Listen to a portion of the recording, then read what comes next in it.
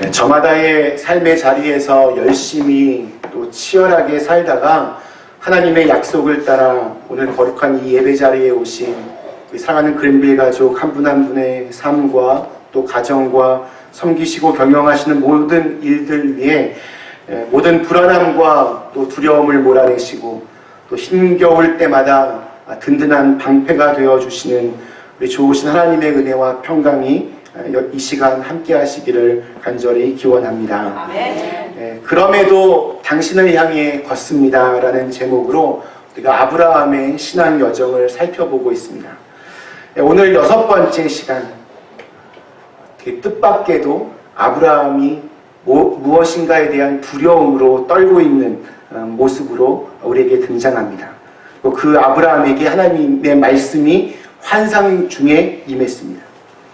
하나님께서 정확한 순간에 아브라함을 찾아오셨습니다. 오늘 1절 말씀이 이렇게 시작합니다. 이후에 여호와의 말씀이 환상 중에 아브라함에게 임하여 이르시되 아브라함아 두려워하지 말라. 나는 네 방패요 너의 지극히 큰 상급이니라. 하나님이 아브라함아 두려워하지 말라 라고 말씀하신 이유는 지금 아브라함이 두려워하기 때문입니다. 오늘 1절 첫 단어가 이후에 라는 말입니다. 이후에. 이 이후에가 언제입니까?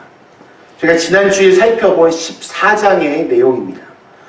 4개의 나라들의 연합군을 물리치고 난 후에, 그러니까 아브라함에게 있어서 믿기지 않는 승리와 성공을 맛본 그 이후에, 또한 아브라함이 팔레스타인의 강자가 되어서 그렇게 급부상하며 모든 칭송과 또 찬양을 한 몸에 받고 정말 잘 나갈 때, 그때를 의미합니다. 우리가 굉장히 뭐든지 잘 일이 풀리고 잘 정말 나가면 아무런 문제가 없을 것 같지만 어마어마한 승리를 거둔 이후에 아브라함에게 심리적인 불안감이 찾아왔습니다. 그때 전쟁을 한 이유가 여러분 무엇이었습니까? 조카가 잡혔다는 소식을 듣고 그 조카를 내가 살려야겠다, 그 일념으로 얼떨결에 전쟁에 참여하였고 또 하나님이 도와주셔서 예상치 못한 큰 승리를 거두었습니다. 그러니까 아브라함이 알았을 것 같습니다. 이게 내가 가진 힘과 능력으로 이긴 것이 아니었구나. 만약에 이 연합군들이 다시 나를 공격해 오면 그때는 과연 내가 이길 수 있을까? 걱정이 일어나기 시작했습니다. 내 능력보다 내가 더 큰 승리를 얻고 또 사람들이 그렇게 나를 평가하는데 과연 내가 또 이겨낼 수 있을까? 몇 년 전에 여러분 강남 스타일이라고 하는 노래로 전 세계를 들썩이게 했던 싸이라는 가수 여러분 기억나시죠? 그가 TV 프로에 나와서 강남 스타일의 대성공 이후에 오히려 그의 삶이 굉장히 피폐해졌다는 말을 한 적이 있었습니다. 어마어마한 성공을 거둔 그 이후에 아무리 뭘 해도 그만한 성과를 내지 못하기 때문입니다. 그때 자기가 했던 일들을 기억을 더듬어서 그냥 그대로 다 따라해보고 그때 그 노래를 만들 때의 기분과 감정 상태를 유지하면서 새로운 곡들을 쓰는데, 그래서 몇 곡들이 새로 나왔었는데 다 그 곡들이 성공하지 못했습니다. 그러니까 한 곡을 낼 때마다 극심한 스트레스와 두려움이 몰려왔다고 합니다. 이번에는 과연 성공할 수 있을까? 이번에는 과연 강남 스타일처럼 과연 그렇게 성공할 수 있을까? 아마 지난 주일에 우리 아카데미 영화제를 휩쓸은 봉준호 감독 역시 아마 지금 비슷한 마음을 느낄 것 같습니다. 작년 5월 달에 칸느 영화제 대상을 시작으로 전 세계의 영화제를 정말 다 싹쓸이 했습니다. 처음에는 너무 기쁘고 감사하고 흥분되지만 아마도 시간이 지나면 지날수록 정말 어마어마한 압박감이 그에게 몰려올 것입니다. 기생충을 뛰어넘는 영화를 내가 과연 만들어낼 수 있을까 하는 두려움이 그를 괴롭힐 것입니다. 우리가 연예인들을 우리가 흔히 스타라고 부릅니다. 그런데 그 스타들이 하루가 멀다 하고 자살을 하거나 아니면 굉장히 안 좋은 사건에 연루되는 뉴스를 접하게 됩니다. 굉장히 많은 연예인들이 정기적으로 정신과 치료를 받습니다. 왜냐하면 자신이 감당할 수 없을 만큼의 관심과 사랑이 굉장히 힘들기 때문입니다. 늘 내가 과연 이 세계에서 살아남을 수 있을까? 내가 지금은 스타인데 어느 날 갑자기 뚝 땅으로 떨어지지는 않을까? 그 불안함이 그들을 굉장히 힘들게 합니다. 아브라함도 아마 이런 비슷한 상황이었을 것 같습니다. 그때는 정말 겁없이 뛰어들어서 예상치 못한 대승리를 거두었는데 이제 현실이 눈에 들어옵니다. 기껏해야 자기의 집을 지키던 사병 300명 정도. 거기에다가 그는 낯선 땅에 새롭게 정착한 이민자에 불과합니다. 인맥 같은 게 있을 수가 없습니다. 현실이 눈에 보이자 아브라함에게 급격한 두려움이 몰려왔습니다. 특별히 아브라함이 이토록 불안하고 두려워했던 또 다른 이유는 하나님의 약속이 금방 이루어지지 않았기 때문입니다. 아직까지 약속하신 아들이 그에게 없었습니다. 하나님은 그를 갈대아 우르에서 불러내시며 내가 너로 큰 민족을 이루게 하고 너를 축복해서 내 이름을 창대케 하겠다 약속했는데 그 약속이 10년이 지났는데 여전히 이루어지지 않고 있었습니다. 큰 민족은 고사하고 지금 자식 하나 낳지 못하고 있습니다. 그래서 하나님께 아브라함이 따지듯이 왜 약속하신 아들은 주시지 않습니까? 나는 내 종 엘리에셀을 내 아들로 삼겠습니다. 이렇게 하나님께 약간 투정어린 말투로 얘기합니다. 고대 사회에서는 가족의 그 숫자가 힘의 레벨입니다. 아브라함의 나이를 감안할 때 이대로 가면 이게 다 끝입니다. 불안하고 초조하고 적들은 언제 쳐들어올지 모르고 순간적인 불안함과 두려움에 아브라함이 허덕이고 있습니다. 그때 하나님이 그 정확한 시간에 아브라함을 찾아오셨습니다. 하나님께서는 이 아브라함의 마음과 또 아브라함의 형편을 헤아려 보고 계셨습니다. 우리는 하나님께서 무심하시고 냉담하시고 워낙 하시는 일이 많으시니까 나 같은 존재에게는 관심이 없으시고 찾아오신다 해도 너무 뒤늦게 찾아오신다 생각할 때가 있습니다.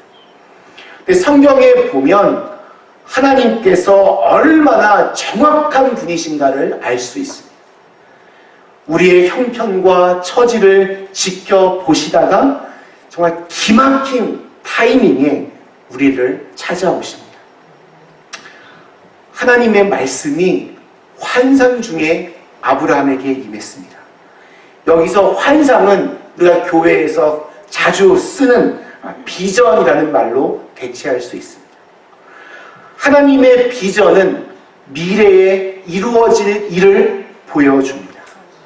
하나님께서 우리에게 미래에 대한 그런 그림을 보여주십니다. 하나님께서 아브라함에게 상속자에 대한 비전을 보여주셨습니다. 5절 말씀입니다. 그를 이끌고 밖으로 나가 이르시되 하늘을 우러러 뭇 별을 셀 수 있나 보라. 또 그에게 이르시되 네 자손이 이와 같으리라. 아브라함이 그 밤하늘에 무수히 떠있는 별을 보고 얼마나 가슴이 벅차 올랐을까요? 아브라함에게는 자식이 하나도 없었습니다. 하나님께서 약속하신 아들은 주시지 않으시고 나이는 점점 더 들어갔습니다. 정말 절망적인 상황이었습니다. 하나님께서는 아브라함에게 하늘을 우러러 뭇 별을 셀 수 있나 보라. 내 자손이 이와 같을 것이다 말씀하셨습니다. 엄청나게 많은 별들을 보며 아브라함은 새로운 비전을, 새로운 믿음을 다시 한번 확인하게 됩니다. 여러분, 하나님은 비전의 하나님이십니다. 우리가 상상할 수 없는 그림을 우리에게 보여주십니다. 하나님은 비전의 하나님이시고 우리에게 비전을 보여주시는 것을 좋아하십니다. 특별히 하나님은 하나님의 말씀을 통해서 우리에게 비전을 보여주십니다. 그러므로 하나님의 말씀을 듣는 가운데 여러분 비전이 생겨야 됩니다. 꿈이 일어나야 됩니다. 하나님께서 보여주시는 그림이 있어야 됩니다. 말씀을 통해 환상이 일어납니다. 하나님께서는 말씀을 통해 놀라운 비전을 우리에게 주십니다. 말씀이 말씀으로 끝나지 않고 우리에게 새로운 비전으로 임하십니다. 하나님께서 우리에게 주시는 최고의 격려는 그런 면에서 비전입니다. 새로운 꿈과 희망입니다. 하나님께서 두려워하지 말라라고 말씀하시는 것으로 그친다면 그것은 비전이 될 수 없습니다. 여러분, 아무리 주위에서 옆에서 두려워하지 마 아무리 얘기해도 그것 때문에 두려워하지 않는 게 아닙니다. 하나님께서는 우리에게 비전을 보여주십니다. 미래에 일어날 일들에 대해서 우리에게 보여주십니다. 우리가 상상할 수 없는 것들을 우리에게 보여주십니다. 그 비전을 보고 나면 정말로 두려워하지 않게 됩니다. 힘이 나게 되어 있습니다. 그런데 비전은 우리가 보는 것이 아닙니다. 하나님께서 보여주시는 겁니다. 우리가 보는 것은 야망이고 욕심일 때가 많이 있습니다.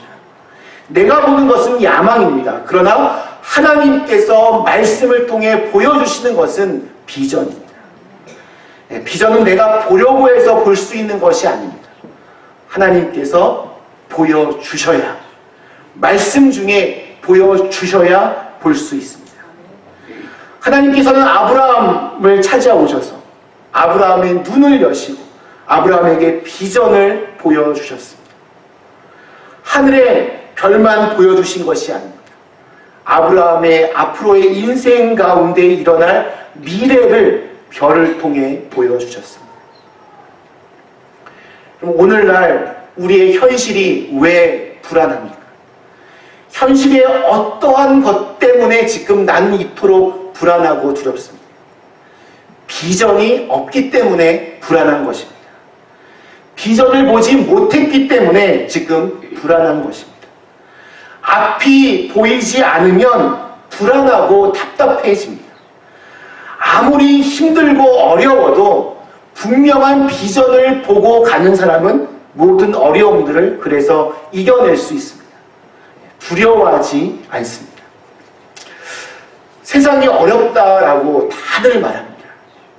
세상이 어려운 것, 이거 정말 맞습니다. 사실입니다. 그런데 우리가 곰곰이 생각해 보면 어렵지 않았던 적은 한 번도 없었습니다. 요즘 우리 청소년들, 우리 학생들 굉장히 힘들다라고 여기저기서 말합니다. 그런데 예전에 청소년들, 여러분들의 학창시절, 그때는 마냥 즐겁고 행복하셨습니다. 요즘 엄마, 아빠 되는 거 정말 힘들다고 말합니다. 그러나 예전에 아버지, 어머니들에 비하면 사실은 참 지금의 상황에 감사가 나올 뿐입니다. 이 세상은 언제나 늘 흔들리고 언제나 어려웠습니다. 늘 어지럽고 복잡합니다. 그래서 중요한 것은 내 육신의 눈으로 보이는 현실의 상황이 아니라 하나님께서 주시는 비전입니다. 새로운 눈입니다. 하나님께서 장막 안에서 그냥 조용히 그냥 불안한 마음에 그냥 잠잡고 있던 아브라함을 바깥으로 데리고 나오셨습니다. 그리고 아브라함으로 하여금 하늘의 그 무수한 별들을 보게 하셨습니다. 그리고 하나님께서 하나님의 비전을 아브라함에게 설명하셨습니다. 그리고 어려운 상황 때문에 무너지는 것이 아닙니다. 우리에게 비전이 없기 때문에 무너지는 겁니다. 하나님께서는 불안한 현실 속에서 살아가는 우리에게 다가오셔서 환상을 보여주십니다. 하나님이 보여주시는 비전은 뭐 이렇게 막 뜬구름 잡는 이야기가 아닙니다. 동쪽으로 가야 귀인을 만나고 뭐 이런 얘기가 아닙니다. 아브라함이 본 환상은 매우 구체적인 것이었습니다. 하나님께서는 자식이 없는 아브라함에게 그 충실한 종 엘리에셀을 상속자로 삼으려고 하지 말라라고 하시며 하늘의 별처럼 무수히 많은 자손을 주시겠다 말씀하십니다. 아브라함이 사로잡혀 있었던 두려움의 그 시작은 과거로부터 온 두려움이었습니다. 언제 다시 공격해 올지 모르는 그 적군들에 대한 두려움이었습니다. 과거의 어떠한 사건으로 인해 두려움을 느끼고 있었습니다. 또한 미래에 대한 두려움이었습니다. 자손이 한 명도 없이, 자손이 없다는 것은 미래가 없다는 말이기도 했습니다. 우리가 갖는 두려움의 대부분 역시 사실 냉정하게 보면 지금 현재에 대한 두려움이 아닙니다. 과거 아니면 미래와 연결되어 있습니다. 과거의 삶이 자신을 붙들고 있을 때 우리는 두려움을 느낍니다. 과거의 그 어떤 그 무엇이 나로 하여금 앞으로 나아가지 못하게 합니다. 과거의 성공이 나를 두렵게 할 수도 있습니다. 그때는 정말 잘했는데, 성공했는데 그 성공이 계속해서 이어지지 않고 실패할지도 모른다라는 두려움이 몰려옵니다. 또한 과거에 실패를 했던 경험이 있는 사람은 그 실패한 경험 때문에 내가 또다시 실패하는 것은 아닐까, 그런 두려움을 가지게 됩니다. 미래에 대한 두려움도 마찬가지입니다. 지금보다 더 나아질 것 같지가 않습니다. 왜 사람들이 스스로 생명을 끊습니까? 내일이 지금보다 나을 것 같아 보이지가 않기 때문입니다. 미래에 대한 기대가 눈꽃만큼도 없기 때문입니다. 그래서 사람들이 스스로 죽습니다. 왜 사람들이 모든 것을 다 포기합니까? 미래에 대한 두려움 때문입니다. 이처럼 두려움은 삶을 파괴합니다. 말씀 마치겠습니다. 사랑하는 그린빌 가족 여러분, 우리 안에 있는 두려움은 언제 사라집니까? 하나님께서 나의 방패요 지극히 큰 상급이 되실 때 그 두려움을 몰아낼 수 있습니다. 우리의 평안이 어디에서부터 옵니까? 내 안에 하나님의 영으로 충만할 때입니다. 우리가 할 일이 무엇입니까? 우리의 신앙의 초점을 언제나 하나님께 두어야 됩니다. 하나님 안에서 어떤 충만함을 경험할 수 있어야 됩니다. 내가 가진 것으로는 지금 나를 둘러싸고 있는 불안과 두려움의 장막을 걷어낼 수 없습니다. 우리가 이 현실을 이기는 길은 믿음이고, 믿음의 초점은 바로 하나님이심을 선포해야 합니다. 하나님보다 더 크고 위대하신, 완전하신 분은 없습니다. 여러분의 입술에서 하나님으로 나는 충분합니다 라고 여러분 고백하실 수 있기를 바랍니다. 이것을 믿음으로 받아들일 때 모든 두려움은 떠날 줄로 믿습니다. 우리가 태양 앞에서 태양을 등지고 있으면 내 앞에는 그림자만 나타납니다. 마찬가지로 우리가 하나님을 등지고 서 있으면 불안함과 공포와 슬픔과 걱정의 그림자가 늘 내 앞을 가로막게 됩니다. 그러나 우리가 몸과 마음을 돌려서 다시 태양을 바라보면 그림자는 뒤로 물러갑니다.